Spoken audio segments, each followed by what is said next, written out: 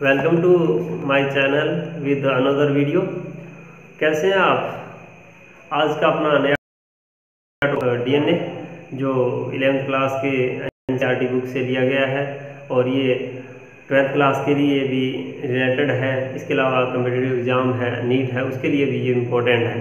तो आज के टॉपिक की डीएनए है, कहाँ पाया जाता है और किस प्रकार से ये बना होता है, तो इसको अपने इजी वे में समझने के लिए इस वीडियो के अंत तक बने रहिए और मैं इसको अपने हिसाब से समझाने की कोशिश करूँगा कि वो अच्छी तरह आपको समझ में आए।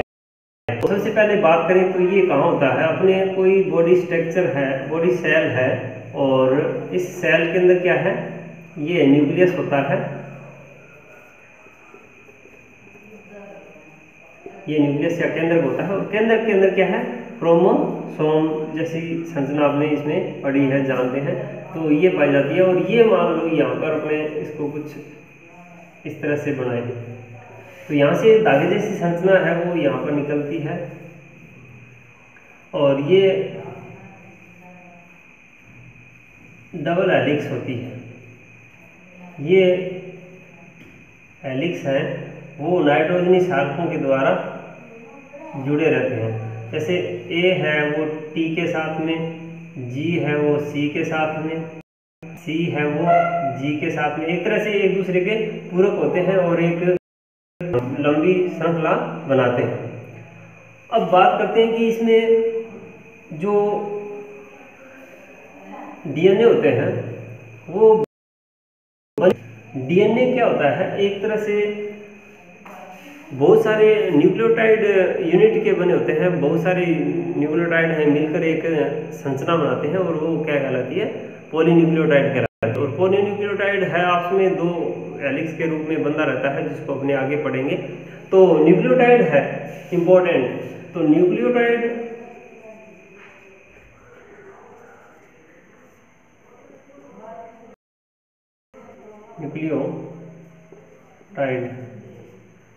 अब ये न्यूक्लियोटाइड है ना, इंपॉर्टेंट है क्योंकि ये यूनिट है और ये मिलकर, ये बहुत सारे न्यूक्लियोटाइड मिलकर क्या बनाते हैं, डीएनए बनाते हैं। तो न्यूक्लियोटाइड के जो कंपोनेंट होते हैं ना, उसकी बात करें तो ये 3 प्रकार के होते हैं। 3 प्रकार में अपने बात करें, एक नंबर पेंटोज शर्करा, पेंटोज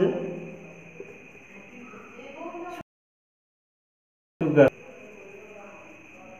पेंटोज शुगर और फॉस्फेट समूह है ग्रुप क्षारक,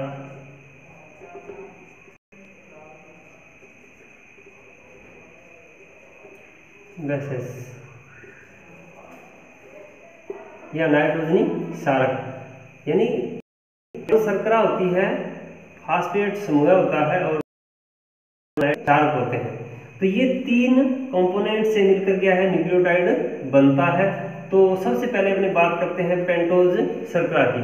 पेंटोज शर्करा है अपने आप में स्ट्रक्चर है वो कैसी होती है उसके बारे में देखें तो अपने को एक डायग्राम द्वारा अपने समझाने की कोशिश करूंगा। ये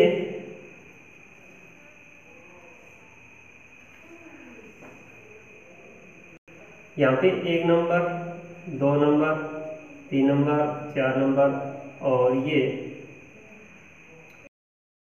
5 कार्बन लगे होते हैं। 5 कार्बन होते हैं, मतलब यहाँ पे 1 कार्बन है, यहाँ पे भी दूसरा, तीसरा, चौथा, 5 कार्बन है।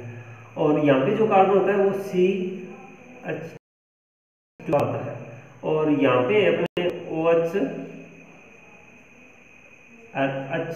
हाइड्रोजन और OH, और इसमें भी क्या है H और OH, यहाँ पर भी H और OH, और यहाँ कार्बन की अपनी संयोजकताएं प्रयोग करते हुए अपने परमाणु या ये हाइड्रोक्सिल और हाइड्रोजन जुड़े रहते हैं। अब यहाँ पे मैं एक राउंडेड कर रहा हूँ उनको, OH को। इसको आप ध्यान रखना कि ये राउंडेड क्या है, वो एक किसी दूसरे फास्फेट समूह से या फिर नाइट्रोजनी सार के साथ में क्या होगा, जुड़ेगा। OH है ना, यहाँ से कोई क्या है दूसरे कंपोनेंट यहाँ पर लिंकेज होंगे या यहाँ पर, तो ये बातें हैं आपको याद रखनी पड़ेगी जो आगे अपने काम में आएगी। तो उसके बाद में अपने ये क्या है, एक तरह से पेंटोज शर्करा है। यहाँ पे एक बात और बता दूं, DNA और RNA दोनों में क्या है, ये पेंटोज शर्करा है, काम में आती हैं। तो ये जो स्ट्रक्चर है वो क्या है, राइबोज शुगर है, राइबोज शुगर है। मतलब यहाँ पे क्या होता है कि ना और ऑक्सीजन है, कार्बन नंबर 2 है, उसमें क्या होता है OH हुआ होता है, उसमें क्या होगा राइबोज में तो OH पाया जाता है। और अगर अपने यहाँ से क्या करें ऑक्सीजन हटाते हैं तो ये क्या बन जाएगा, एक तरह से डीऑक्सी राइबोज बन जाएगा। अब ये राइबोज नहीं रहेगा, क्या बन जाएगा, डीऑक्सी राइबोज शुगर रह जाएगी, ऑक्सी बोझ शुगर। मतलब राइबोज में तो क्या होता है OH हुआ होता है और 2 नंबर कार्बन पे, और यहाँ पे क्या होता है ओनली हाइड्रोजन होता है। तो हाइड्रोजन होगा तो उसमें क्या होगा, डीऑक्सी राइबोज शुगर होगी, DNA के अंदर काम में आती है। और राइबोज RNA में जो काम आएगी वो क्या होगी, OH वाली, या फिर उसमें हाइड्रोजन के साथ में ऑक्सीजन होगा, वो काम में आती है। उसके बाद अपने बात करते हैं 2 नंबर कंपोनेंट की। 2 नंबर कंपोनेंट में क्या होता है, अपने नाइट्रोजनी सार की बात करें,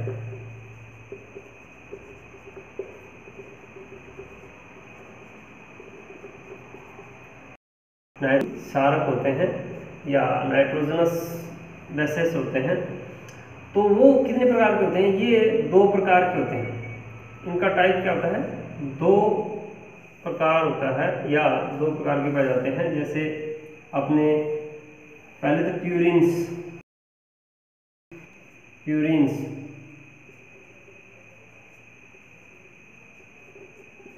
और पिरिमिडिन्स या पायरिमिडिन्स।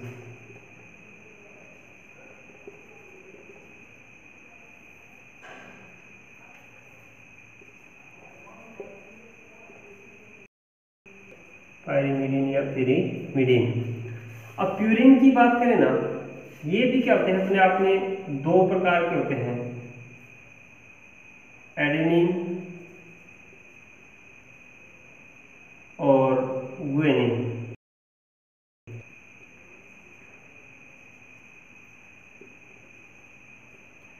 एडेनिन और गुएनिन। और पिरिमिडिन होते हैं, वो भी क्या होते हैं, वैसे RNA में भी हो जाते हैं, लेकिन DNA और RNA में इनकी थोड़ी सी डिफरेंस होता है या भिन्नता होती है। तो उसमें क्या होता है, एक तो अपने साइटोसिन होता है, साइटोसिन और थायमिन,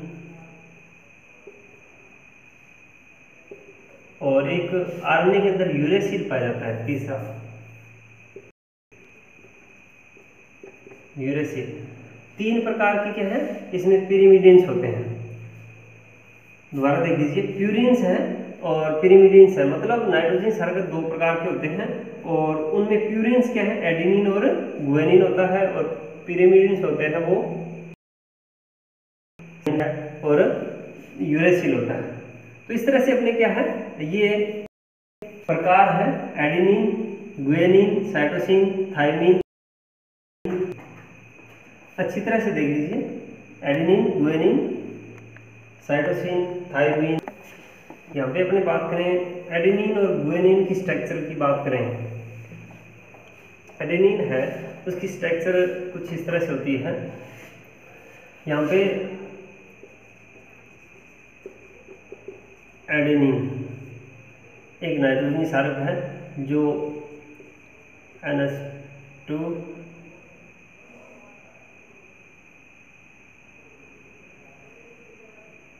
ये द्विबल्य होता है, N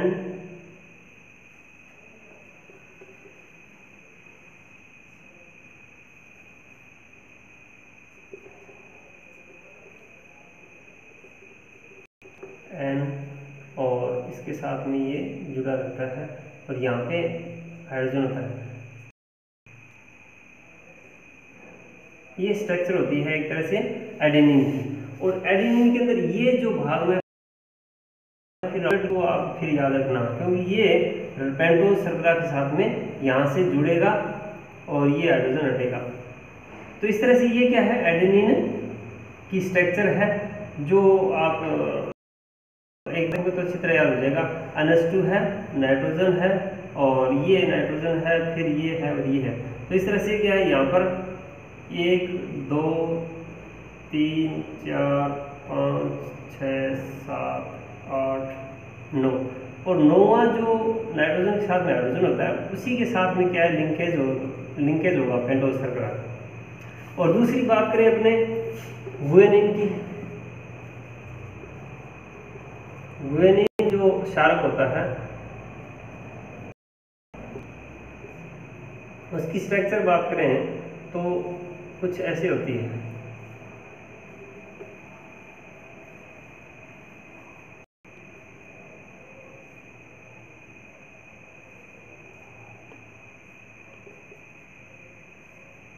इसमें कई बार प्रश्न पूछ भी लेते हैं स्ट्रक्चर के बारे में, NCERT जो एग्जाम होते हैं उनमें ये स्ट्रक्चर बना के बताओ, तो आप बना के देखोगे तो याद हो जाएगी इजीली।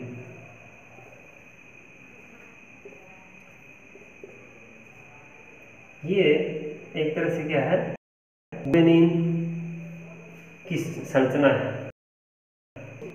यहाँ भी क्या है, 1 2 3 4 5 6 7 8, यहाँ पे इसमें और इसमें कोई ज़्यादा अंतर नहीं है। मतलब यहाँ पे NH2 है, यहाँ पे O है, और यहाँ पे एक क्या है, O जुड़ा हुआ है, O एब्सेंट है, नहीं है। बाकी स्ट्रक्चर क्या है, सेम ही है। यहाँ पे भी ये H है, तो ये भी जब भी अपने क्या पेंटोज शर्करा के साथ में गुएनिन, सब यहाँ पे यही हाइड्रोजन है वो हटेगा और उसके साथ में नाइट्रोजन है वो काम में आएगा।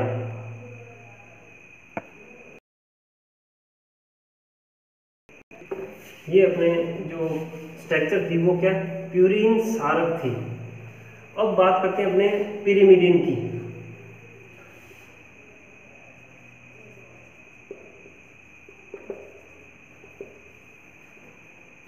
क्षारक, पिरिमिडिन जो क्षारक होते हैं ना, उसमें बात करें अपने साइटोसिन की।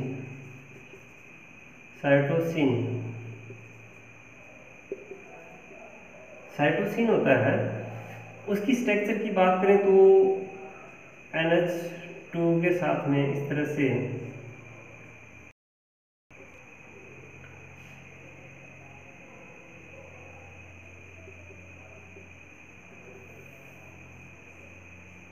ये क्या होते हैं, पिरिमिडिन्स होते हैं ना, वो सिंगल वाले में होते हैं, सिंगल रिंग वाले होते हैं। ये इंपॉर्टेंट है, सिंगल रिंग।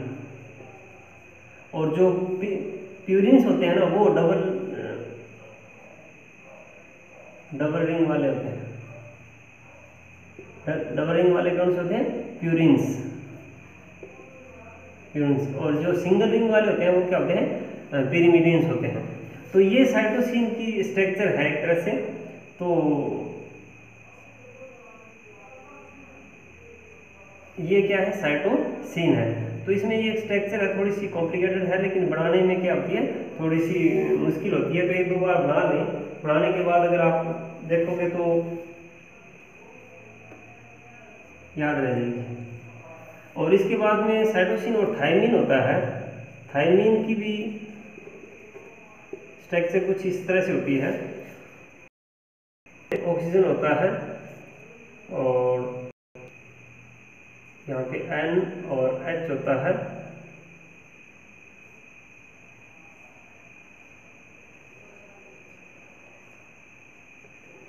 NH, ये सेम वही कंडीशन यहाँ पे है। और यहाँ पे फिर डबल बॉन्ड के साथ में ऑक्सीजन जुड़ा रहता है, और यहाँ पे एल्किल समूह या मैथिल समूह जुड़ा रहता है। तो इस तरह से ये क्या है, एक स्ट्रक्चर बनती है। ये क्या होती है, थायमीन होती है। और यहाँ पे भी ये हाइड्रोजन है और ये हाइड्रोजन है, ये भी क्या है किसी न किसी जगह ये जुड़ते हैं, मतलब पेंटोज शर्करा के साथ में जब जुड़ेंगे तो यहाँ से हाइड्रोजन हट जाएगा। इस तरह से ये बनता है एक ये पिरिमिडिन्स की स्ट्रक्चर है। तो आप एक दो बार बना के देखोगे वीडियो को पॉज करके तो अच्छी तरह से आप इसको बना पाओगे। अब एक और है यूरेसिल है। यूरेसिल में क्या होता है, यहाँ पे यूरेसिल की बात करें अपने, यूरेसिल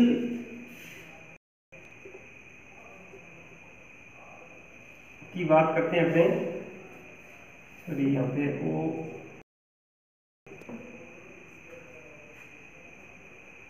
NH होता है और इसकी सिंपल सी स्ट्रक्चर है, यहाँ NH होता है। मतलब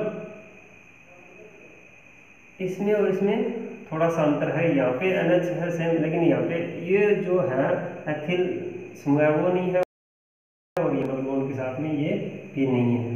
तो इस तरह से यूरेसिल। अब यूरेसिल की बात करें अपने DNA और RNA में डिफरेंस क्या होता है, DNA और RNA। DNA में क्या होता है, एडेनिन गुआनिन होता है और साइटोसिन थाइमिन होता है। मतलब ये नाइट्रोजन क्षारक है वो 4 पाए जाते हैं। और RNA में क्या होता है, एडेनिन होता है, गुआनिन होता है, साइटोसिन होता है और यूरेसिल होता है। ये डिफरेंस होता है। मतलब DNA के अंदर जो नाइट्रोजन क्षारक होते हैं उनका ये पाया जाना होता है और RNA में ये एडेनिन गुआनिन साइटोसिन और यूरेसिल होता है। जितने भी जैसे अपने साइटोसिन है, थाइमिन है, एडेनिन है, गुआनिन है, उनको सिंबल क्या है, उनके पहले जो अक्षर से लिखा जाता है या पहला जो अल्फा है, अल्फाबेटा है, उसी के अनुरूप उसको लिखा जाता है। जैसे एडेनिन गुआनिन को G, साइटोसिन को C और थाइमिन को T। इसी तरह से यूरेसिल को U से लिखा जाता है। स्ट्रक्चर है ना, ये बनती है अपने मीन्स की। अब इसमें एक कंपोनेंट तीसरा अपने बात कर रहे थे कि न्यूक्लियोटाइड का तीसरा कंपोनेंट होता है फास्फेट समूह या फास्फोरिक अम्ल। फास्फोरिक होता है, फास्फेट समूह की बात करें जो तीसरा कंपोनेंट है फॉस्फेट ग्रुप, उसमें अपने बात करें तो कुछ स्ट्रक्चर उसकी इस तरह से होती है, OH और यहाँ पे डबल बॉन्ड होता है। तो इस तरह से ये क्या है, फास्फोरिक अम्ल होता है और ये उसके साथ में जुड़ा रहता है, किसके, पेंटोज शर्करा के। तो एक तरह से ये संरचनाएं हैं वो अपने आप में क्या है, जरूरी है, इम्पोर्टेंट है। एग्जाम की दृष्टि से इनको आप अच्छी तरह से एक बार बना के देखें और याद भी रह जाएगी। जब भी आपको देखना हो तो पॉज करके वीडियो को देख सकते हैं और उनको अच्छी तरह से बना सकते हैं। इसके अलावा अपनी बात करेंगे अब इसमें अपने बात करें कि ये किस तरह से जुड़े रहते हैं, पेंटोज शर्करा के साथ में कैसे जुड़े रहते हैं। स्ट्रक्चर पहले भी बना चुके हैं पर चलो एक बार समझाने के लिए और बना देते हैं। काफी बड़ा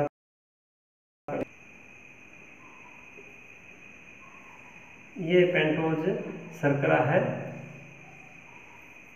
यहाँ पे अपने CH2OH लिखा था और ये यहाँ पे अपने एक नंबर जो कार्बन है ना, यहाँ पे अपने OH और H लिखा था। बाकी यहाँ पे है ये डीऑक्सीराइबोज शर्करा है तो OH, ये 3 नंबर कार्बन होता है। मतलब 1 2 3 4 5। तो ये कार्बन की संख्या और उनका जो साइड है उसका ध्यान होना जरूरी है। तो यहाँ से 1 2 नंबर ना करें, यहाँ से जो नाइट्रोजन क्षारक लगा होता है ना, वहां से आप 1 नंबर देकर इसको क्या करें। और जो OH मैंने पहले लगाया था राउंडेड कर रहा हूँ, तो राउंडेड करने क्या है, ये हटेगा कब, जब नाइट्रोजनी क्षारक इसके साथ में जुड़ेगा। मतलब यहाँ पे ए है नाइट्रोजनी क्षारक, ए नाइट्रोजनी क्षारक इसके साथ जुड़ेगा तो जुड़े H लगाया था वो, और यहाँ पे OH हटेगा।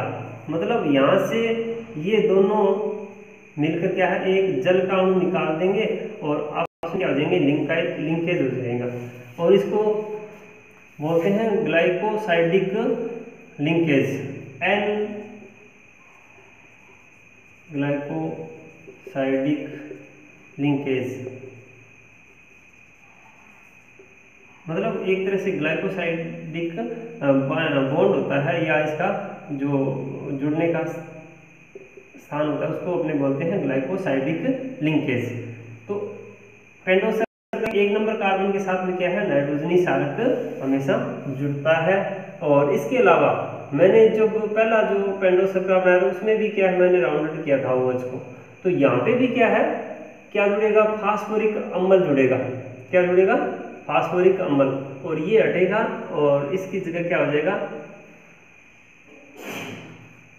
P जुड़ेगा। अपने फास्फेट समूह की संरचना है वो पहले भी पढ़ चुके हैं, और ये इस तरह से जुड़ जाएगा। इसको फास्फोएस्टर बंध भी कहते हैं, फास्फो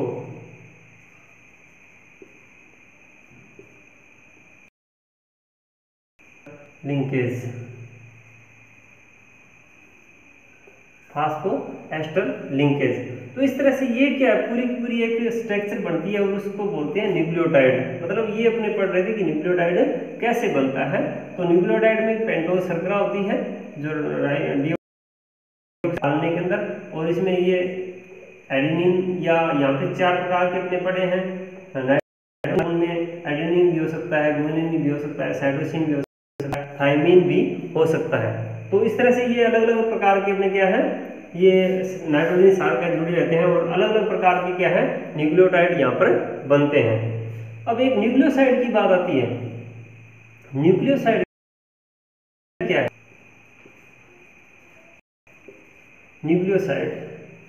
न्यूक्लियोसाइड को अपने समझे ना, कई बार प्रश्न पूछा जाता है कि पेंटोज शर्करा या जो डीऑक्सीराइबोज शर्करा के साथ में कोई भी नाइट्रोजनी क्षारक जुड़ा होगा तो उसको न्यूक्लियोसाइड कहते हैं।